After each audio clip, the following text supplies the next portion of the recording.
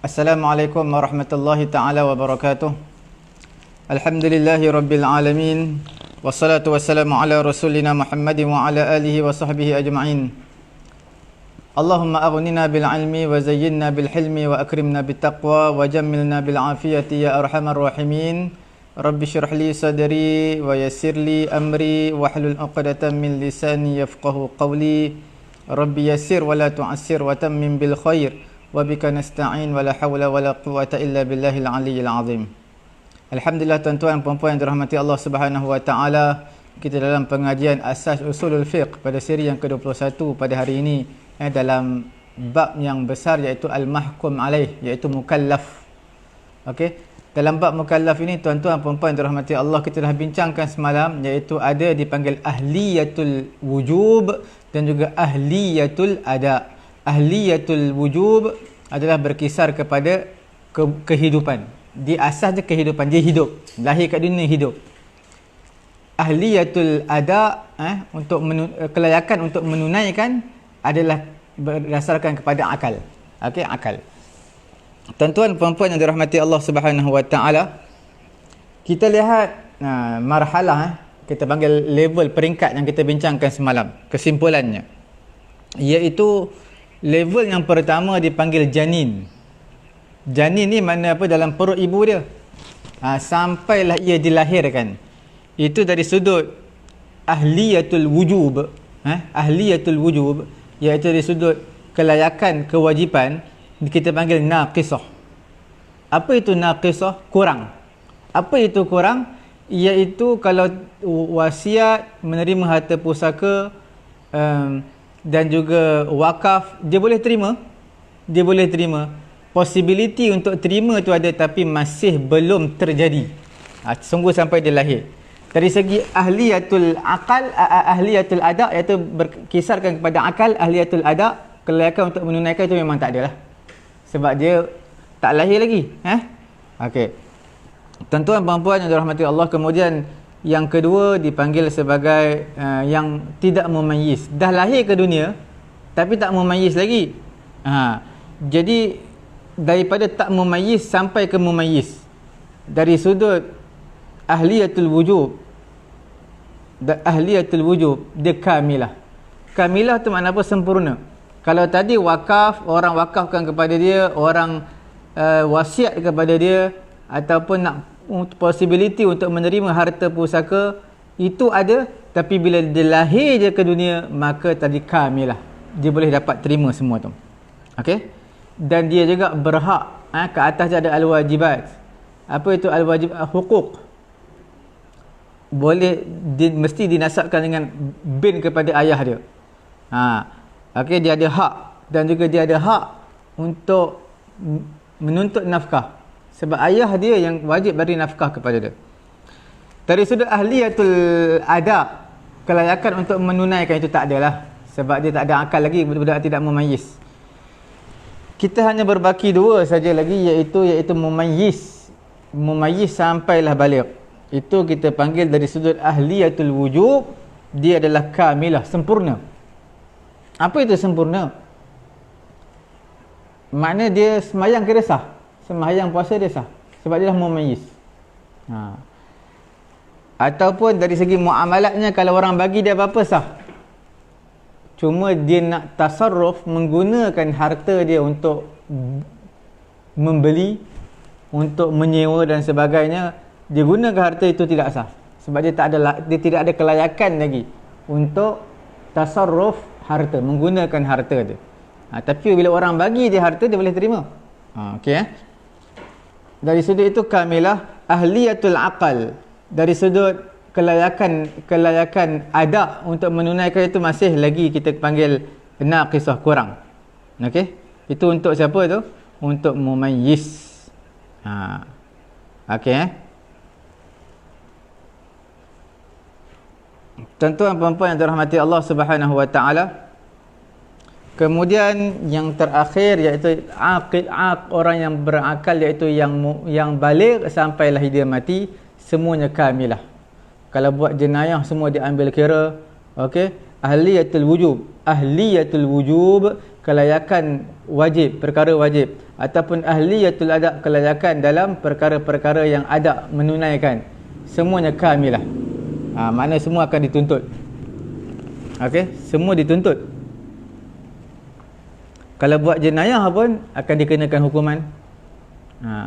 Dia dituntut kepada dia sembahyang, untuk boleh dia bebas menggunakan harta semua. Tuan-tuan puan-puan dirahmati Allah Subhanahu wa taala, itu yang kita bincang semalam. Hari ini insya-Allah kita akan masuk tajuk yang baru, iaitu dipanggil sebagai awaridul ahliyah. Semalam ahliyah maksudnya kelayakan.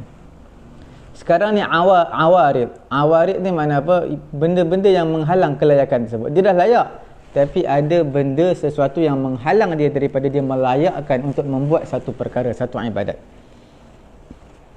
Awarid adalah jamak plural kepada aridun, iaitu bermakna ha'il ataupun mani', penghalang. Okey.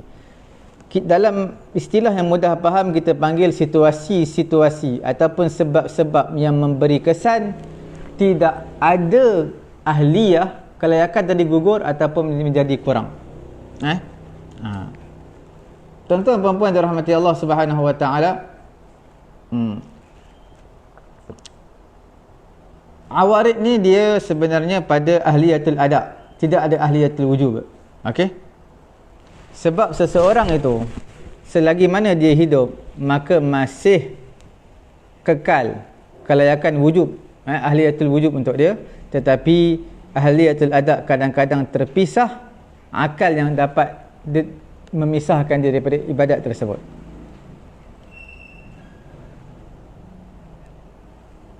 Okey, tuan-tuan puan-puan dirahmati Allah Subhanahu wa taala, kita lihat di papan putih seketika untuk kita pergi lebih lanjut. Tuan-tuan puan-puan yang dirahmati Allah Subhanahu wa taala,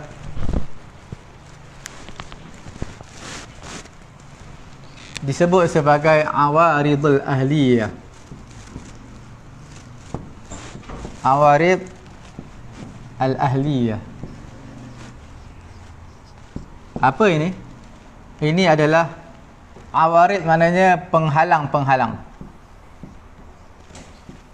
Ahliyah, kelayakan. Dia dah layak nak buat ibadat, tapi ada awarid, tak boleh buat ibadat. Tuan-tuan, awaridul ahliyah, dia berkisarkan, perbincangan kita adalah mengenai dengan ahliyatul ada. Okey, bukan ahliyatul wujub. Tuan-tuan, ada orang tanya sebab apa dia tulis bahasa Arab, tak tulis bahasa Melayu. Ini semua term, tuan-tuan, term. Satu istilah. Kelayakan menunaikan kelayakan wajib. Okey, untuk pengetahuan tuan-tuan perempuan dirahmati Allah, awaridul ahliyah, perkara yang menghalang, menjadi penghalang untuk seseorang itu melakukan ibadat, ini adalah membincangkan ahliyatul ada. Ahliyatul wujub dia tak bincang. Sebab apa? Ahliyatul ada berkisarkan kepada akal. Adapun ahliyatul wujub berkisarkan kepada al-hayah, kehidupan. Apa maksudnya? Al-hayah ni kehidupan, al-aqal akal lah. Okey tuan-tuan, bila sebut tentang ahliyatul ada, dia ada beberapa benda yang menghalang. Sakitnya sehingga menghilangkan akal, tidurnya, gila, mabuk, macam-macam boleh letak dalam ni. Ini semua membabitkan akal. Bila dia ada perkara-perkara tadi, gila, mabuk, lagi tertidur, tersalah, semua ini adalah dipanggil awaridul ahliyah. Dan dia dalam bab ahliyatul ada, iaitu kelayakan dalam menunaikan, inilah menjadi penghalangnya. Dia ada dua bahagian. Dan tidak kita bincangkan dalam awaridul ahliyah mengenai dengan ahliyatul wujub. Sebab apa ya? Sebab wujub ni kita bagi tahu dia adalah al-hayah, kehidupan. Tak kiralah dia gila ke tak gila ke, kewajipan tu berkekalan. Cumanya al-ada, nak menunaikan tu gugur. Okey tuan-tuan puan-puan yang dirahmati Allah Subhanahu wa taala, ulama-ulama usul mereka bahagikan awarid, penghalang-penghalang-halangan ni kepada dua. Apa dia? iaitu dipanggil sebagai min haitsu hudusiha dan juga min haitsu ta'sir ala ahliyatul ada. Okey, min haitsu apa? Min haitsu ni apa? In term of in term of, iaitu dari segi apa? Hudusiha. Berlaku benda tu, terjadi. Satu lagi min haitsu at-ta'sir. Okey, ta'sir ni memberi kesan. Kesan apa? Ala ahliyatul ada. Ala ahliyatul ada. Apa bahasa Melayunya? Bila sebut tentang penghalang-penghalang untuk melayakkan seseorang buat ibadat, dia ada dua. Satu, min haitsu hudusiha, iaitu dari segi berlaku terjadinya perkara tadi, dan juga min haitsu ta'sir ala ahliyatul ada, yang di mana memberi kesan ke atas kelayakan untuk melakukan, kelayakan untuk menunaikan ibadat tadi. Kita lihat dulu satu persatu. Bila sebut tentang min haitsu hudusiha, dari segi terjadinya perkara tadi, dia terbahagi kepada dua. Terbahagi kepada apa? Dua pula. Terbahagi kepada dua pula. Nampak jelas Dipanggil sebagai awarid apa? As-samawiyah. Awarid as-samawiyah, ataupun dipanggil al-jabariyah. Bukan puak-puak jabariyah dalam usuluddin, bukan. Dan juga satu lagi dipanggil al-muktasabah. Jelas nampak tak marbutah, muktasabah. Tuan-tuan, puan-puan yang dirahmati Allah Subhanahu wa taala, apa itu al-awarid as-samawiyah? As-samawiyah, as-samawiyah. Mana kita panggil perkara yang berlaku di langit, mana bencana alam dan sebagainya lah, jabariyah, terpaksa berlaku. Nanti kita akan huraikan apa itu as-samawiyah dan juga jabariyah ni, dan juga al-muktasabah. Muktasabah ni mana usaha. Okey. Nanti kita akan bincangkan dengan lebih lanjut.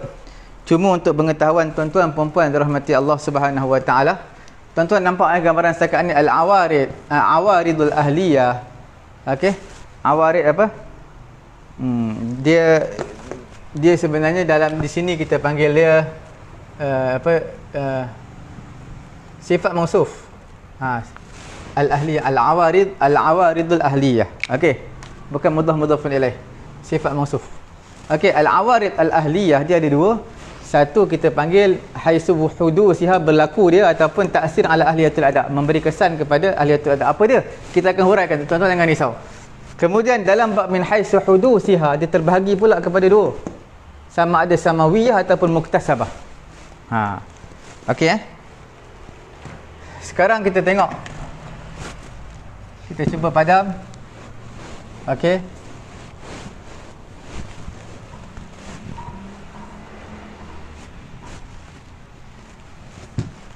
Membincangkan ahliyatul ada. Okey tuan-tuan, kita lihat. Ini terbahagi kepada dua yang saya sebutkan tadi. Dipanggil apa? As-samawiyah. Satu lagi dipanggil al-muktasabah.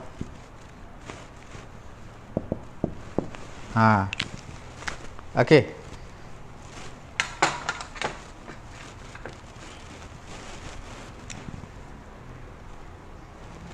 Apa itu as-samawiyah? Apa itu as-samawiyah? Antaranya al-junun. Junun ni mana apa? Gila. Majnun orang yang gila. Junun. Lagi apa lagi? Al-atahu. Atahu ni macam gila juga, dia bawah sikit je. Dia nampak macam tak gila, cakap kemah, pakaian kemah. Tapi kadang-kadang dia jadi gila juga. Dia nampak kadang-kadang nampak macam okey, tapi sebenarnya dia gila. Ni atas bawah sikit daripada al-junun. Kemudian al-irma'. Irma' ni mana koma ke, pengsan ke. Lagi apa lagi? An-nisyan. Nisyan mana apa? Lupa. Okey. Lagi al-marad. Al-maradu. Maradu mana apa? Sakit. Tuan-tuan nampak? Jelas tulisan? Al-junun gila, al-atah ni bawah sikit gila tapi gila juga, tak apa waras, tidak waras. Al-ighma, koma, pengsan. Nisyan, lupa. Al-marad, sakit. Untuk al-muktasabah, dia ada pembahagian juga. Okey. Antaranya apa? An-naum. Naum ni tidur. Tidur sampai tak semayang. Bukan sengaja tertidur. Lagi apa lagi? As-sukur. As-sakar. Sukrun. Apa dia? As-sukur. Iaitu mabuk. Mabuk pun tak boleh nak semayang ya. Tak boleh nak buat ibadat. Lagi al-khata'. Tersalah. Tak masuk waktu dah semayang dah. Tersalah. Lagi apa lagi? Al-ikrah. Dipaksa. Dipaksa al-ikrah.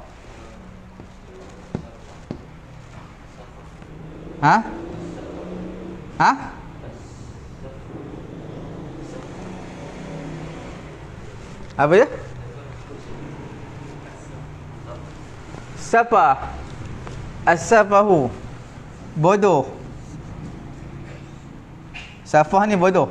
Dalam Quran ada yang sayaqulu sufaha. As-sufaha jamak kepada safihun. Juzuk yang kedua sayaqulu sufaha minan nasi ma wallahum an qiblatihim allati kanu 'alaiha.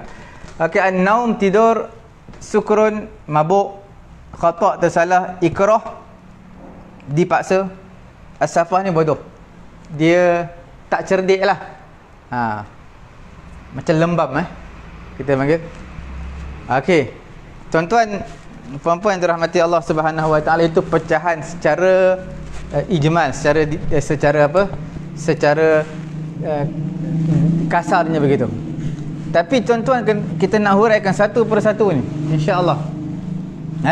Kita nak huraikan satu persatu insya-Allah pada hari ini. Tuan-tuan lihat, kita nak bincang yang pertama, iaitu awarid as-samawiyah, iaitu al-junun. Tuan-tuan, awarid al-ahliyah, dia yang mana tidak ada bagi manusia dakhulun fi ihdatsih. Tak ada manusia campur tangan dalam berlaku benda tu. Al-junun, gila. Gila ni manusia tak campur tangan. Bukan urusan manusia, Allah Taala bagi dia gila. Al-atah, al-ighma, pengsan, semua ni Allah Taala bagi, bukan manusia yang buat. Okey, an-nisyan, lupa. Manusia mana boleh lupa? Allah Taala yang bagi dia lupa. Mana dia boleh dibuatkan orang jadi lupa? Sakit, semua tu dari kita panggil as-samawiyah. Tuan-tuan perempuan dirahmati Allah, perkara yang pertama kita nak bincang adalah al-junun. Al-junun ni adalah ikhtilal yusibul aql, iaitu satu kecacatan yang menimpa pada akal, fikiran dia. Macam mana tu? Iaitu yamna' jiryanul af'al wal aqwal ala muqtadul aqal. Makna akal nak satu benda, perkataan, perbuatan dia buat bukan apa yang akal nak.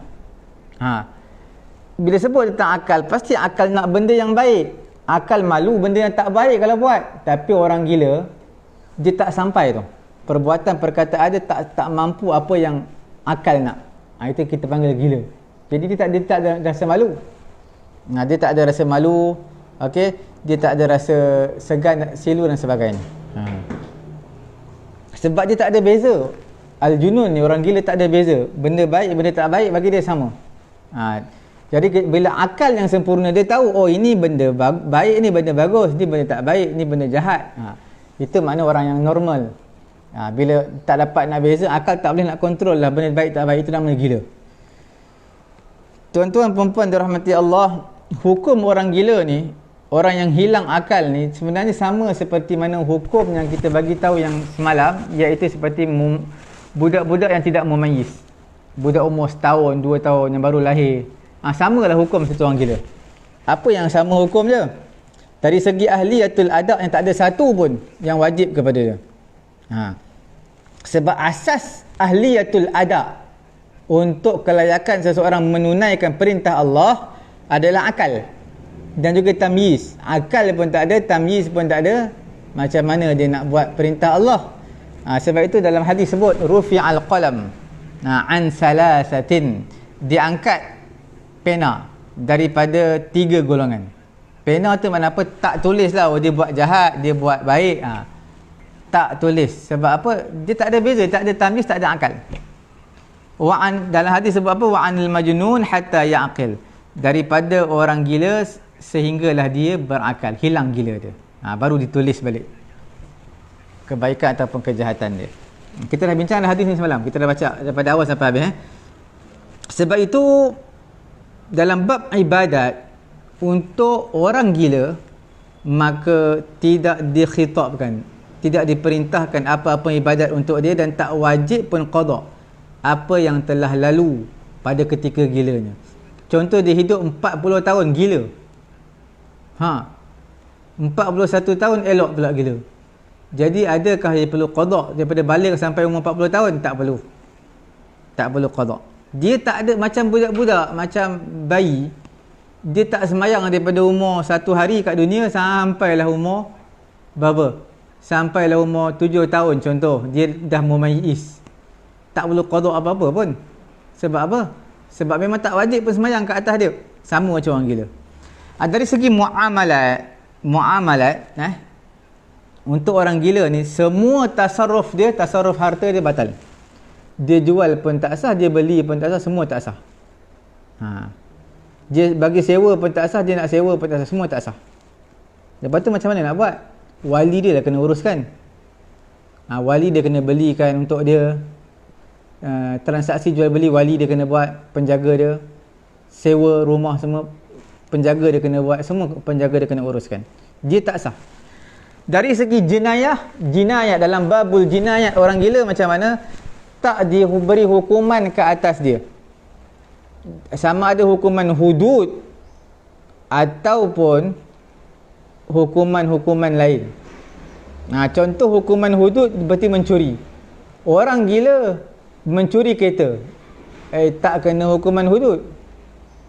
Kereta tu harga mahal tu, berpuluh ribu sampai ratusan ribu, boleh dikenakan hukuman hudud, potong tangan. Sebab dia tak ada akal, dia tak ada tamyiz, maka tak dikenakan hukuman hudud. Begitulah juga dia bunuh orang gila, dia pegang kayu, dia ketuk kepala orang, mati. Adakah perlu dikenakan hukuman qisas terhadap orang gila tadi? Tidak, kerana dia tak sengaja. Orang gila tak ada istilah sengaja, sebab dia pun tak tahu apa itu sengaja dan tak sengaja, sebab dia gila. Jadi sebab itu bila mana orang gila telah membunuh seorang manusia dengan sengaja, dia dengan sengaja, dia datang-datang, dia tengok peluang dapat bunuh, dia bunuh.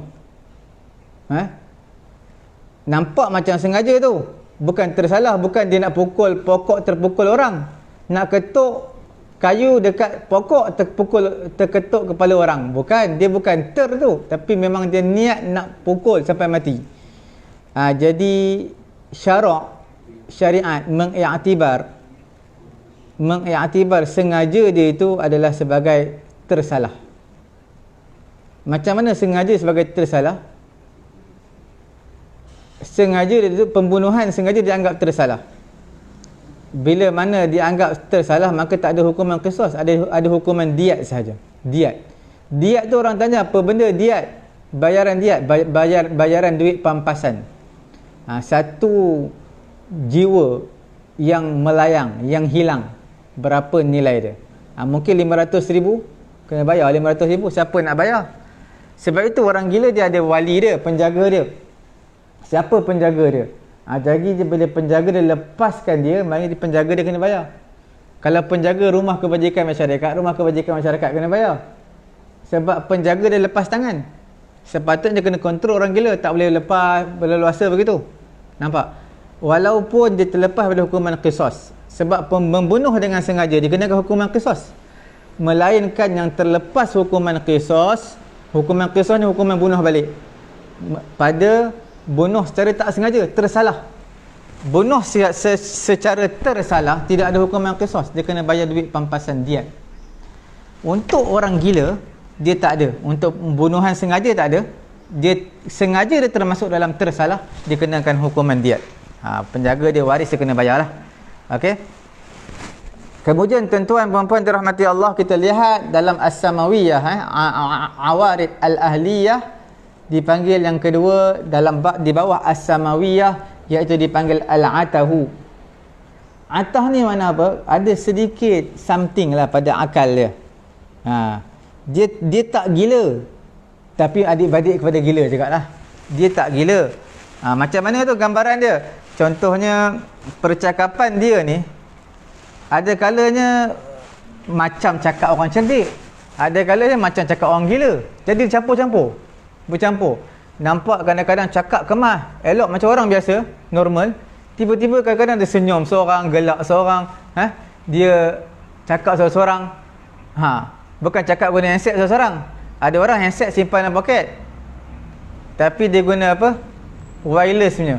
Earphone. Dia boleh cakap seorang juga tu. Tapi ni cakap seorang tak ada apa-apa. Memang dia gila. Dia adik-beradik kepada gila jugalah. Cuma rendah sikit je.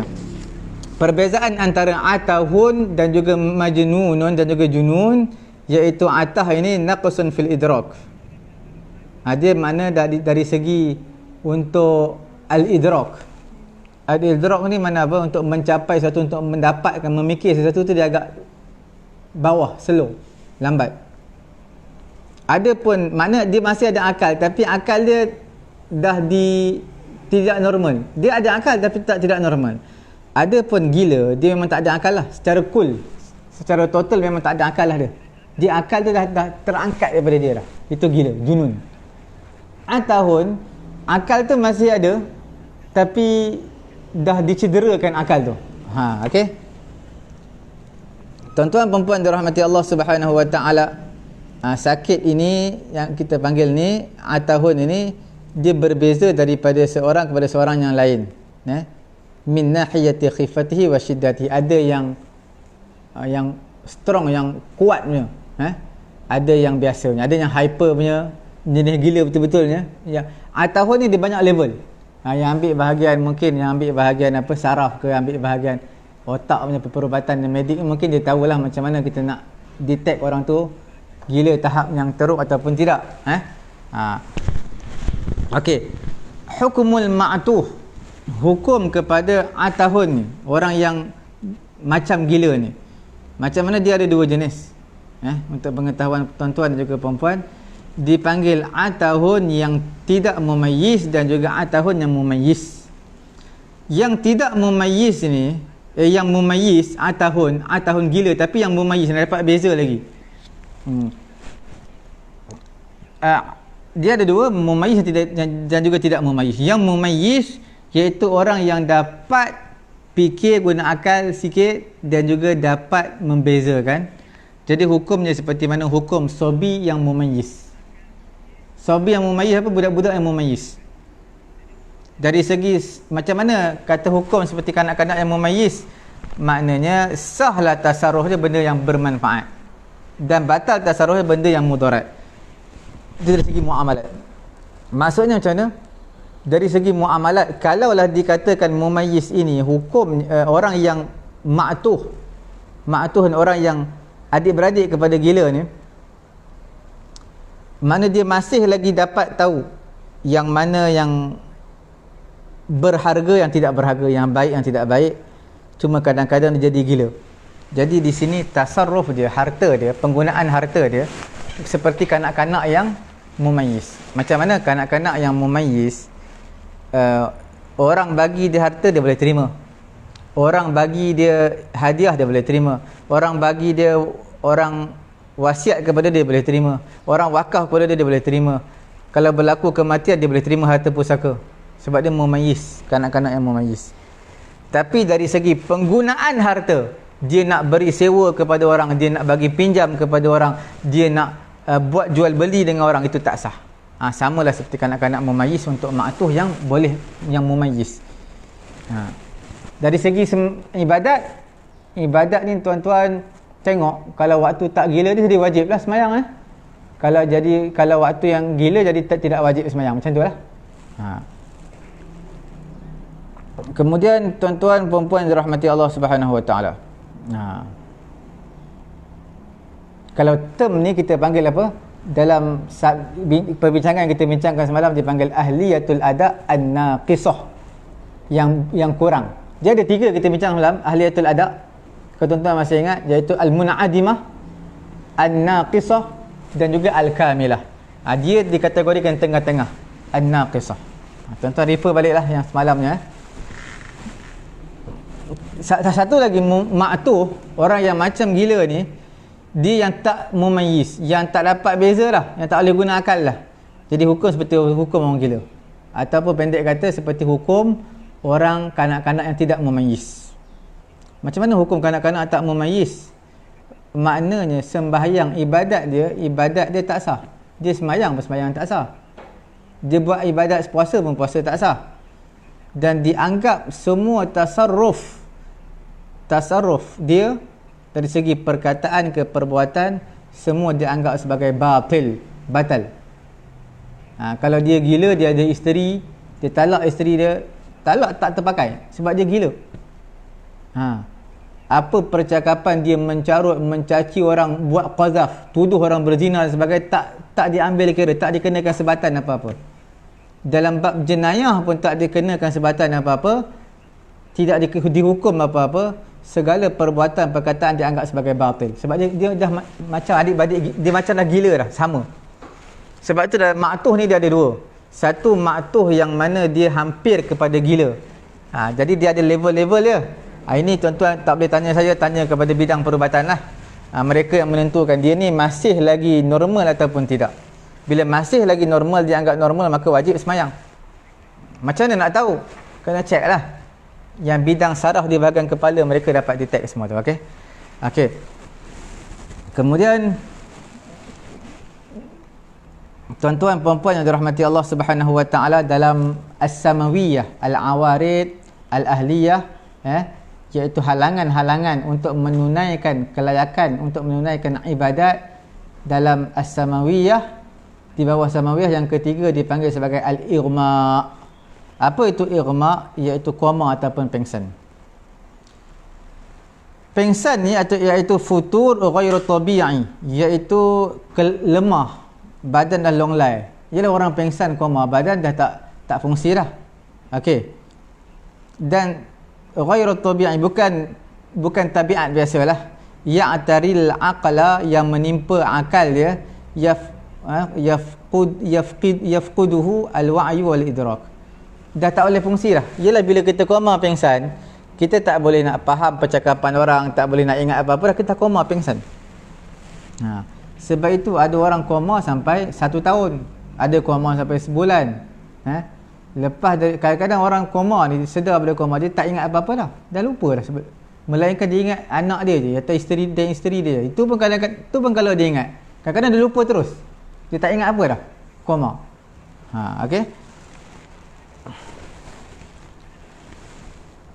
Jadi hukum dia bagaimana untuk orang yang koma ataupun pengsan ni? Tasarrufatul mughma alaih laisa laha atharun. Tasarruf orang yang pengsan ni tiadalah baginya kesan. Orang pengsan tak ada apa-apa. Kalau dia pengsan, dia koma, dia nak sembahyang macam mana? Dia nak puasa macam mana? Jadi makna terangkatlah taklif, at-takalif asy-syar'iyyah kepada dia. Apa dalilnya? Dalil seperti yang kita bagi tahu tadi, kat sama dengan al-junun. Rufi'al qalamu an salasatin, diangkat pena daripada 3 golongan. Anin naim hatta yastayqidha, daripada orang tidur sampai dia bangun. Wa anis sabi hatta yahtalima, orang daripada kanak-kanak sampai dia balik. Wa anil majnun hatta yaqila, daripada orang gila sampai dia dah berakal balik, sembuh daripada gila. Jadi di sini anin naim hatta yastayqidh. Dalam satu riwayat yang lain ada disebutkan wa anil ma'tuhi, daripada orang yang ma'tuh. Orang yang ma'tuh ni orang gila hatta yaqil, sehingga dia berakal. Jadi tuan-tuan, daripada an-naim, nampak tak yang pertama, anin naim hatta yastayqidha, daripada orang yang tidur sampai dia bangun. Tidur makna koma pun tidur juga, ditidurkan. Tuan-tuan pernah dengar istilah ditidurkan? Orang yang kena COVID-19 mungkin sampai level 4, 5, maka dia akan ditidurkan. Ditidurkan itu adalah dipanggil al-ighma, makna dikomakan. Ditidurkan tu makna apa? Al-ighma, mughma alaih. Ighma maksud apa? Dikomakan ataupun dipengsankan. Itu bahasa yang sopan, bahasa yang selalu digunakan, ditidurkan lah. Sebenarnya dipengsankan ataupun dikomakan. Okey. Wali'annahu yakunu fi halatin la aqala lahu ma'aha wala idrak. Jadi tak ada apa-apa at-takalif asy-syar'iyyah, tak ada kewajipan sembahyang apa pun tak ada. Sebab apa? Sebab dia tak berakal waktu tu. Sebab tu tuan-tuan, jawapan kepada orang yang ditidurkan COVID-19, adakah wajib dia sembahyang tu? Ditidurkan berapa lama? 2 hari, 3 hari. Ada ditidurkan untuk selamanya pun ada. Ditidurkan mati terus. Okey. Ada yang ditidurkan tersebut hanya 2 hari ataupun 3 hari dia elok. Jadi ditidurkan ni, istilah ditidurkan, adakah wajib sembahyang? Tak wajib lah, sebab dia memang tak ada akal. Ditidurkan. Adakah sengaja? Tak sengaja. Sebab apa dikategorikan tak sengaja? Sebab mengikut ilmu perubatan, orang begini perlu ditidurkan. Mana mungkin dia dah tahap yang agak teruk, sampai stage COVID 4 ataupun 5, maka ditidurkan dia. Bukan dia nak, tapi memang terpaksa. Doktor-doktor perubatan kata memang kena. Jadi dia kena ditidurkan. Dia terpaksa ditidurkan. Okey. Persoalan satu lagi, adakah wajib dia qada balik kalau dia dah sihat? Kalau dia ditidurkan mati terus, tu memang tak boleh qada lah. Nak qada macam mana? Dia tak sempat hidup, lepas tidur mati, lepas ditidurkan mati, macam mana dia nak qada? Persoalannya, orang yang ditidurkan lepas tu dia terjaga balik, dan lepas tu dia sihat balik, adakah perlu dia qada 2-3 hari yang dia ditidurkan atau dia komakan tadi? Jadi di sini ulama kata tak perlu juga, sebab dia dalam situasi al-ighma, dalam situasi al-junun, gila, dalam situasi mana dia pengsan, koma, tak perlu qada. Berapa hari yang dia koma ataupun dia gila, ataupun dia koma, dia ditidurkan, tak perlu qada. Okey. Kemudian yang keempat dalam as-samawiyah al-awarid al-ahliyah, iaitu dipanggil sebagai an-nisyan. Nisyan ni makna apa? Ghaflatul insan wa zuhuluh, iaitu manusia alpa, lalai daripada sebahagian perkara yang mana dia telah tahu, bi ghairi qasdin minhu, tanpa niat. Lupa ni bukan dengan niat tau, memang terlupa. Dia bukan dengan niat. Okey, nampak tak? Lupa bukan dengan niat. Dan lupa ni maknanya benda yang telah kita ingat dulu, kita dah tahu, kita dah ni. Contohnya saya kata, lepas ni tolong pergi pasar beli ikan. Oh, dia tahu, okey, insya-Allah saya beli ikan. Mana dia tahu tak dia kena beli ikan? Dia tahu, tapi lepas tu dia lupa. Maknanya kelalaian yang menimpa ke atas dia selepas mana dia tahu maklumat tersebut. Tuan-tuan hafal Quran di surah Yasin, hafal, tapi dah lupa. Sebab apa dah lupa? Maknanya tuan-tuan pernah hafal. Kalau tuan-tuan tak pernah hafal, tak panggil lupa. Memang tak tahulah, memang tak hafal, kita tak panggil lupa. Okey, Okey. Hukum orang yang lupa ni tidak menafikan khitabut taklif. Taklif, kebertanggungjawaban ke atas dia tidak digugurkan. Kerana ada syaratnya, kerana masih ada lagi syaratnya, iaitu akal dan juga tamyiz tu ada. Tuan-tuan, kita bagi tahu tadi dalam bab as-samawiyah, yang pertama al-junun, yang kedua al-atahun, yang ketiga dipanggil sebagai al-ighma. 3 benda ni telah menafikan taklif, kewajipan perintah Allah. Tapi yang keempat ini adalah an-nisyan. An-nisyan tak gugur. Tuan-tuan lupa, dah asar dah, tak sembahyang zuhur tadi. Ada kata tuan-tuan, tak apalah, sebab lupa tak payah sembahyang lah zuhur. Wajib sembahyang zuhur. Walaupun dah keluar daripada waktu dah asar dah, wajib qada. Sebab lupa ni, akal tuan-tuan masih ada. Cuma lupa terhadap perkara tu je. Semayang tu lupa. Benda lain tuan-tuan ada akal lagi masih ingat. Nampak Okey. Jadi lupa ini tidak menafikan, tidak menidakkan, tidak menggugurkan khitabut taklif, iaitu perintah Allah. Taklif, kebertanggungjawaban yang Allah berikan kepada tuan-tuan. Jadi nisyan, lupa ni tidak menggugurkan khitabut taklif. Sebab itu kita katakan seseorang yang tak ingat semayang, dia ingat ke dia selalu semayang awal waktu, tiba-tiba satu kali tu dia sibuk, dia ingat ke dah semayang, rupanya tak semayang lagi, dah keluar waktu dah. Maka apa yang perlu dia buat? Wajib kepada dia menunaikan semayang tadi bila dia teringat. Apa dalilnya? Nabi SAW bersabda, "Idza nasiya ahadukum salatan." Apabila salah seorang di kalangan kamu terlupa satu solat, au nama anha, ataupun dia tertidur, dia tidur, tak buat solat, tak melaksanakan solat lagi, falyusalliha idza zakaraha, hendaklah dia tunaikan sembahyang apabila dia teringat. Jadi makna bila tuan-tuan terlupa ataupun tuan-tuan tertidur ataupun tidur tu ingat ke sejam tengok lajak sampai 3 jam tidur, letih sangat, tak semayang tadi. Jadi tuan-tuan bila terjaga terus semayang. Kalau masih ada waktu dipanggil tunai adaan. Kalau dah terkeluar waktu, dah masuk waktu semayang yang lain, dipanggil qadaan. Tapi masih wajib buat, tak gugur. Okey. Kemudian lupa yang kedua adalah nasya'an nisyan min taqsir. Lupa ni berpunca daripada kecuaian. Ini tidak dianggap sebagai uzur. Contoh macam mana ya? Contoh, dia main dengan musaddas ataupun bunduqah. Musaddas ni apa? Senapang. Senapang patah ke, yang ada peluru dalam tu. Kemudian dia buat acah-acah kat kawan dia. Aku tekan ni kan, tertekan sungguh. Tertekan. Jadi terkenalah peluru tadi kepada kawan dia. Jadi itu kita panggil, ataupun dia tekan dengan sengaja, ingat ke tak ada peluru.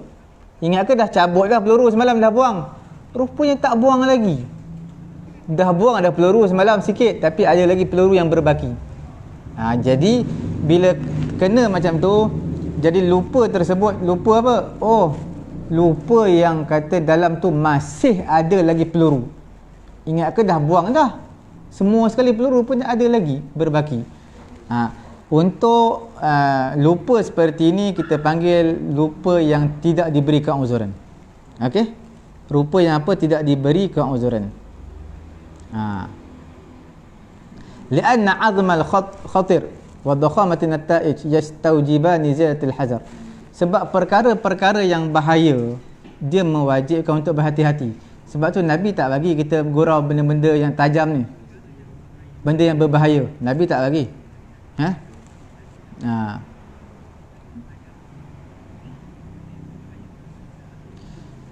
Jadi bila kita nak bergurau dengan pisau, dengan parang, dengan sabit, itu tak boleh. Nabi tak bagi kita gurau macam tu. Kita buat apa? Prank. Itu semua larang. Nabi larang. Itu semua menakutkan orang, adalah perkara yang haram dalam Islam. Prank, perkara yang haram dalam Islam, menakut-nakutkan orang. Walaupun dia bentuk gurauan, tapi gurauan yang Islam larang. Sebab tu tuan-tuan, dalam hadis bila mana berjalan, dalam beg kita ada benda yang mengganggu orang. Contohnya kita beli apa? Beli pistol, beli kayu hoki, kan panjang, badminton. Maka tuan-tuan janganlah letak dalam beg sampai orang nak lalu pun terpaksa mengelak kita punya kayu hoki, kayu badminton. Bahkan kita kena pegang sehingga tak mengganggu orang untuk berjalan, tak mengganggu orang lain. Islam nak sampai ajar tahap macam tu. Jadi bergurau-gurau tahap yang tidak melebihi batas. Benda yang tajam memang Nabi larang lah. Benda yang berbahaya. Okey.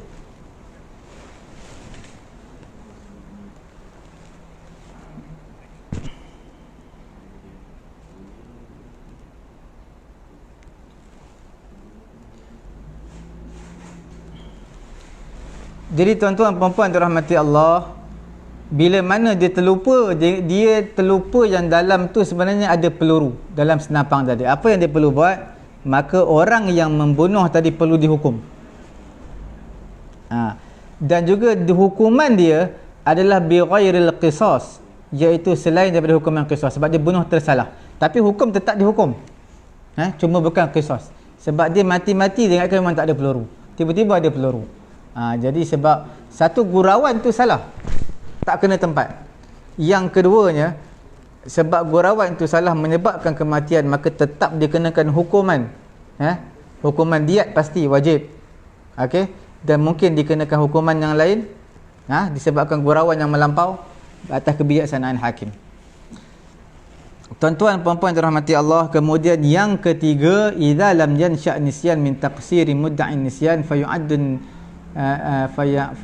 nisyan uzran, fayu'addu an-nisyanu uzran. Apabila tidak ada kelupaan tadi tidak lahir daripada kecuaian, dia bukan cuai, dia memang lupa, jadi itu dipanggil uzur. Contoh macam mana ya? Contohnya seperti seseorang itu dia makan makanan tapi dia puasa, dia minum, dia puasa, dia terlupa dia puasa, maka pada ketika itu puasanya tak batal. Dalam mazhab Malik batal. Dalam mazhab Malik batal. Cuma wallahu a'lam, dalam mazhab Malik ni dari segi teorinya batal, tapi dari segi praktikal tatbiqi saya tak tahu. Adakah orang yang bermazhab dengan mazhab Maliki dia berpegang dengan batalnya puasa orang yang berbuka puasa kerana terlupa. Dia makan tapi dia terlupa dia puasa, maka batal dalam mazhab Maliki. Tapi tak tahu sama ada itu sekadar nazari, teori saja, ataupun memang diadaptasikan dipraktikkan dalam amalan dalam mazhab Malik. Wallahu alam. Tuan-tuan kena tanyalah orang yang bermazhab Maliki. Okey. Jadi orang yang makan minum terlupa, maka puasa dia tak batal. Okey. Samalah juga. Sebab apa tak batal? Sebab dipanggil keuzuran, dia terlupa. Sama juga seseorang dia duduk tahiyat awal, tengok dia bukan baca sampai Allahumma salli ala Muhammad, sampai situ je, dia terlajak terus wa ala ali Muhammad kama sallaita ala Ibrahim sampai fil alamin innaka Hamidum Majid, assalamualaikum warahmatullahi. Baru teringat ini rakaat kedua, bukan rakaat keempat sembahyang Zuhur. Tapi dah beri salam dah. Adakah batal sembahyang? Dah beri salam tahallul, batal sembahyang? Tak batal sembahyang tuan-tuan. Bahkan dia bangunlah, tambah 2 rakaat lagi. Tapi dah beri salam sebab terlupa. Terlupa tak apa. Tak batal sembahyang. Tapi dalam mazhab kita disunatkan sujud sahwi lah. Sembahyang tak batal. Okey tuan-tuan perempuan dirahmati Allah, yang terakhir adalah situasi yang kelima dipanggil sakit. Tuan-tuan, sakit ini dia ada 2 jenis. Sakit ni ketika mana datang kepada manusia memberi kesan pada qudratihi alal fi'al, untuk kemampuan dia untuk buat perbuatan tadi. Jadi untuk pengetahuan tuan-tuan puan-puan, dalam bab sakit ada 2. Satu, sakit yang mana boleh sembuh daripada penyakit tadi, dan dia bukan sakit yang boleh bawa kepada kematian. Sakit ini tidak menafikan kewajipan ahliyatul wujub dan juga ahliyatul ada. Cumanya sakit ini dianggap uzur yang boleh menggugurkan sebahagian perkara wajib yang mana seseorang yang sakit tak mampu lakukan. Contohnya seperti mana sembahyang. Sembahyang wajib berdiri. Adakah bila dia sakit tak wajib sembahyang? Sembahyang wajib. Cuma berdiri tak boleh, kaki dia jadi kebas. Macam nak tercabut kaki, dia boleh duduk. Sama juga wudu. Dia sakit, patah tangan, tak boleh nak wudu, kena simen tangan dia. Lepas tu nak buatnya tak payah ambil wudu lah. Ambil wudu macam biasa, cuma bahagian tangan tu tak payahlah basuh sebab kena simen. Macam mana nak buat? Tayamum. Okey. Itu kita panggil sakit lah, sakit yang tak bawa kepada kematian pun. Yang kedua, sakit mati. Sakit yang dikhawatiri boleh membawa kepada kematian. Jadi maknanya tak ada harapan sembuh lah.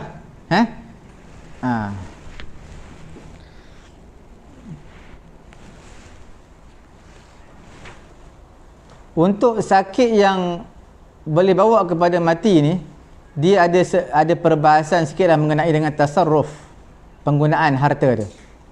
Orang yang sakit yang mana tak ada harapan nak hidup lah. Macam mana kita nak tahu? Selalunya orang sakit macam ni selalunya matilah. Contohnya orang kanser level stage 4, selalunya kita kata selalunya matilah. Ada orang hidup, memang tak dinafikan stage 4, 3, masih ramai juga orang hidup, tapi selalunya matilah. Okey. Perkara pertama, fahuwa la yunafi ahliyatul wujub, dia tidak menafikan ahliyatul wujub, wa yajri taklif man alamma bihi bil ibadat wal uqubat. Dalam bab ibadat samalah. Dia sakit nak mati, adakah sembahyang gugur? Sembahyang macam biasa, selagi mampu buatlah macam mana pun. Dengan sembahyang berbaring lambung belah kanan ke, isyarat dengan hati ke, apa ke, yang penting ibadat wajib.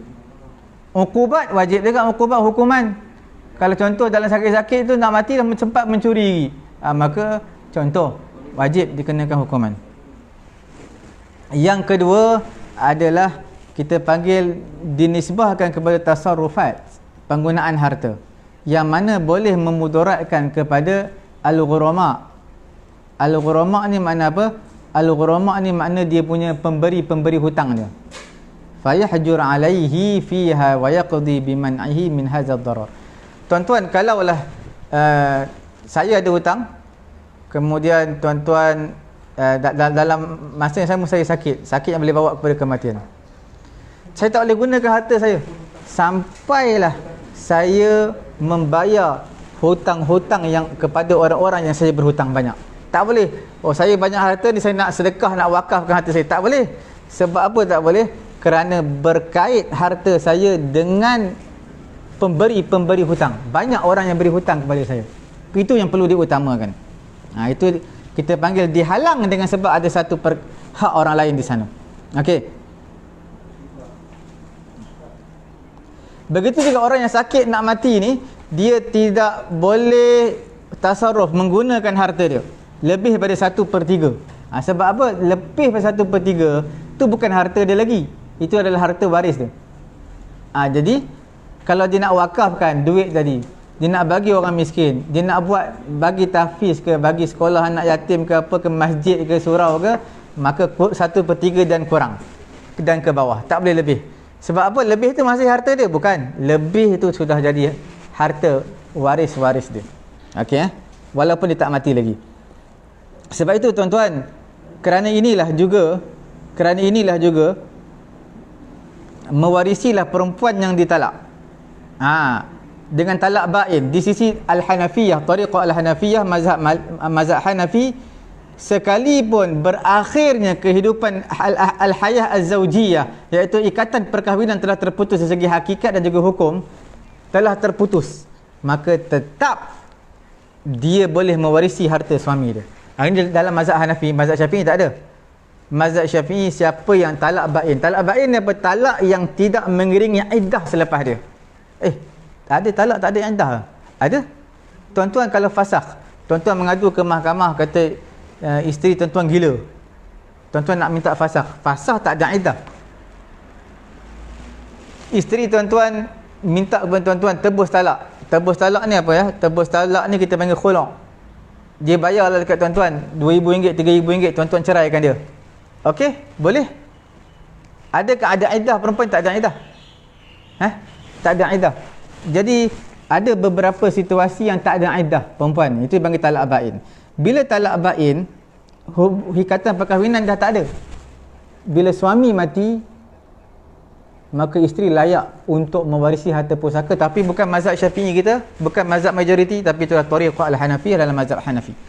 Okey tuan-tuan, hanya saja asy-syari', Allah Ta'ala telah menghukumkan perempuan tadi, isteri yang ditalak dia mewarisi harta suami dia, sedangkan dia telah ditalak dengan talak bain.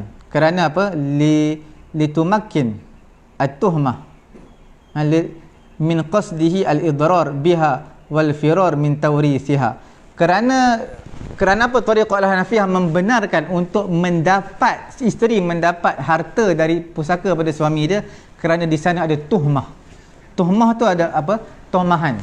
Mungkin orang kata, ni sebab dia cerai isteri dia ni sebab ni lah, sebab dia nak memudaratkan, tak nak bagi harta pusaka dekat dia, tak nak bagi harta pemilikan dia berpindah kepada isteri dia.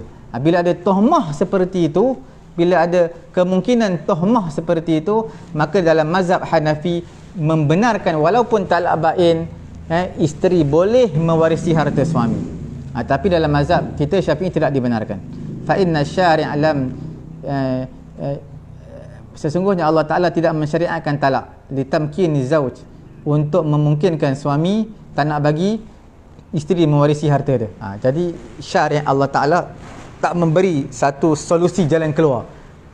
Tak nak beri harta pusaka kat isteri, maka ceraikan dia. Itu tak ada. Tapi di sana mereka lihat tuhmah, ada tuhmah tu. Mazhab Syafi'i kita tidak membenarkan untuk mendapat apa-apa harta pusaka bila mana ditalak dengan talak bain. Sebab dia bukanlah tempoh iddah. Dia tak ada iddah.